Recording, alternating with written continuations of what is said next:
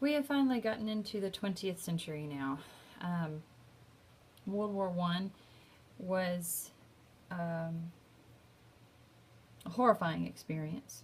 Obviously, it's a war. It's going to be horrifying. Europeans tend to place much more emphasis on World War I than they do on World War II, and I think rightfully so. Maybe not rightfully, but each has its own um, atrocities. Each has its own significance. For me, I see World War I as the time in which the Western world turned its back on Christianity. I see World War I as a time when human beings no longer look at each other as human beings. We're not looking at each other as image bearers, as being created in the image of God. This is a very, very rough time, rough experience. So this lecture is going to be specifically about the causes, and then we'll have subsequent lectures going through the war itself. To start off with, I do have the four main causes listed out for you, sort of defined as it were, so please be familiar with those. But let's go into talking about each one in particular. The four main causes of World War I: imperialism, militarism, nationalism, and the alliance system. Sorry, I get ahead of myself sometimes. So let's start off with talking about imperialism, which we left off when we were discussing democracy and the new imperialism. During the 19th century, major Western nations began spreading out across the globe, seeking to colonize and to capitalize on the resources other places had to offer.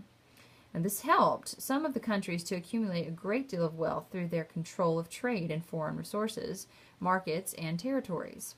By the end of the 19th century, Africa and Asia were largely under Western control. As with the Industrial Revolution, Britain was one of the great leaders in this new imperialism. And so we see sort of an example of this up here in our political cartoon. Here's the octopus named England, and he has his hands on Egypt, on India, and all these different places around the world. So Western nations are working to strategically exclude others, which is going to cause tension between the great powers. And the great powers we see are the United Kingdom, Germany, France, Russia, Italy, the U.S., and Japan. So there's a great deal of tension and lots of rivalry taking place between these great powers. By the late 19th century, all the major powers began preparing for a large-scale war. So they're preparing for war. But it is questionable whether or not they actually expected one. As industrialization continued and technology boomed, leaders would develop and alter mobilization procedures. All war plans, however, included strong, decisive openings, assuming that victory would be close at hand. Britain focused on building its navy, even though it was already stronger than Germany and France's navy combined. Other Western nations established conscription systems where young men would serve for a short time, a couple of years maybe, and then spend the rest of their young lives in the reserves while participating in military training over the summers. In addition to this, nations began stockpiling arms and supplies for larger-than-life armies. Arsenals grew and became fully industrialized war machines. The armaments race precipitated the outbreak of hostilities in 1914. It became such an issue that twice Europeans participated in disarmament talks. All nations, except for Germany, supported disarmament. In England, France, and Germany, the people had experienced short and victorious colonial wars, fought against very under-equipped opponents in faraway places. With the exception of the Franco-Prussian War in 1871, no major European nation had experienced military defeat for more than half a century. The arms race and the development of new military technology furthered this mood of invincibility. Britons thought that their naval power backed with the economic might of their empire, would secure victory in any conflict. The Germans placed great store in their armament, their growing fleet of dreadnoughts or their battleships, as well as Prussian military training and efficiency. The Russian Tsar believed his empire was protected by God and his army of over 1,000,000 men. The French had a string of concrete fortresses and defenses running the length of their eastern border, which they believed would protect them in the event of a German attack. Along with these practical considerations, existed what some would say a near spiritual belief in the strength and viability of each nation. By the late 1800s, England was what one author said was almost drunk with nationalism. It enjoyed 2 centuries of imperial, commercial, and naval dominance. London spent most of the 19th century purposefully avoiding wars, but the unification of Germany, along with the pace of German armament and aggressive remarks from the German Kaiser, Wilhelm II, this gave them a lot of concern, cause for concern. German attitudes were just as intense, but they sprang from different origins. Germany, as a nation state, was kind of new, forming from the unification of 26 German-speaking states in 1871. As a consequence, German nationalism had a political purpose. It was the glue that bound them together, right? The leaders of post-1871 Germany relied on nationalism to maintain and strengthen the country. German culture was highly promoted and highly celebrated. National strength was associated with military strength. If the army was weak or incapable of fighting, so too was the nation. Thus, military growth and prowess was incredibly important to the Germans. Another dangerous form of nationalism was emerging in Europe, but this was not about supremacy or military power. This was about self-determination, self-rule, self-government, independence. There were a host of regions, religions, ethnicities who sought freedom from their imperial masters. So, for example, in Russia, more than 80 ethnic groups were forced to speak Russian and practice the Russian Orthodox religion. In China, with a nation with more than 400 million people, it had been carved up, and what one author said was economically ravaged by several European powers, which instigated the formation of secret and exiled nationalist groups who wanted to free China from foreign influence.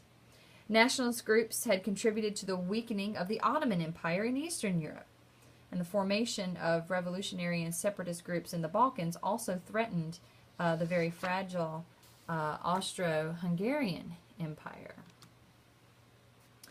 But perhaps one of the best-known causes of World War I was the alliance system that developed in Europe in the half-century before World War I. So remember Otto von Bismarck?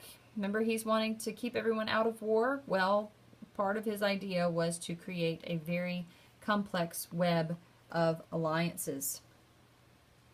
Alliances are binding under international law, though they are frequently annulled or broken. Many alliances require signatory nations to provide support to the other signatory nations in the event of war with an enemy power.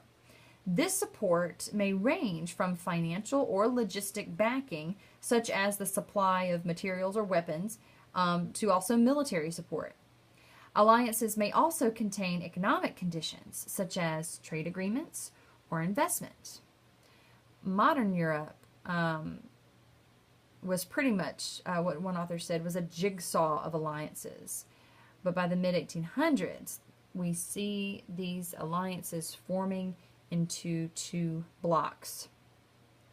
At the turn of the century, nationalist paranoia, imperial rivalry, and military spending and intrigue created a mood conducive to alliance building. By 1914, many European governments had shuffled their nations into 2 opposing blocs, held together with military alliances. In theory, any war between 2 opposing nations could mean war between them all.